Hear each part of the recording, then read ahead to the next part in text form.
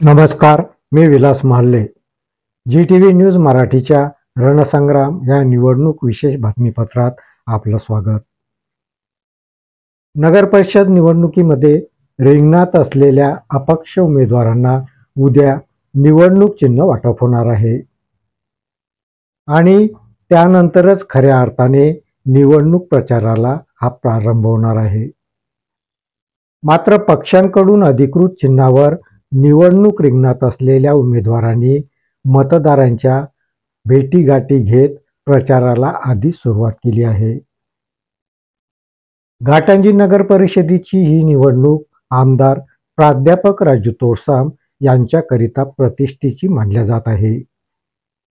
त्यामुळे आमदार तोडसाम हे प्रचार मैदानात उतरून मतदारापर्यंत पोहोचत आहे. सध्या सर्वच पक्ष मतदारांच्या प्रत्यक्ष भेटीवर भर देत आहे. अजूनपर्यंत कुठल्याही पक्षाचा जाहीरनामा हा प्रसिद्ध झालेला नाही. त्यामुळे पक्षांच्या जाहीरनाम्यामध्ये घाटंजी शहराच्या विकासासाठी कुठला पक्ष काय आश्वासन देतो हे जाहीरनामा प्रसिद्ध झाल्यावरच मतदारांना कळणार आहे.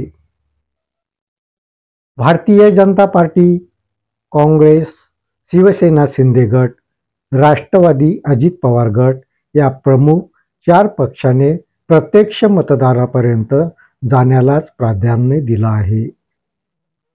घाटंजी शहराच्या विकासासाठी ठोस काय उपाययोजना राबविणार आहे याबद्दल मतदारांमध्ये उत्सुकता पाहायला मिळत आहे.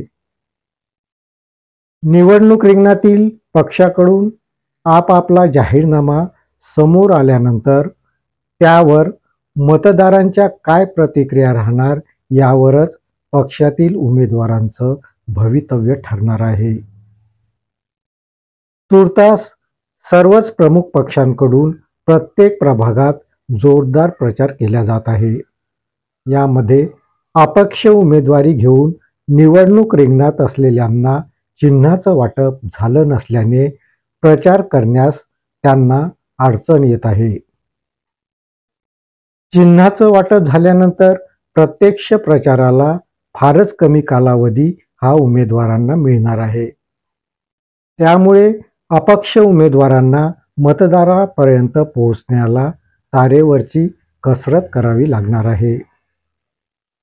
यवतमाळ जिल्ह्याचे पालकमंत्री नामदार संजय राठोड यांनी निवडणूक संदर्भात घाटंजीचा दौरा केल्याने घाटंजी येथील शिवसेना शिंदे गटामध्ये नवचैतन्य आल्याचं पाहायला मिळत आहे. शिवसेना शिंदे गट अधिक जोमाने प्रचारात उतरला आहे.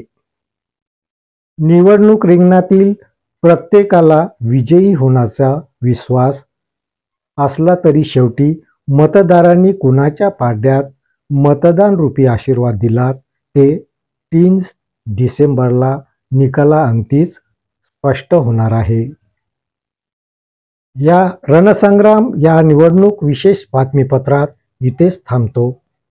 परत भेटूया नवीन बातमीपत्रात. तोपर्यंत पाहत राहा GTV न्यूज मराठी. नमस्कार.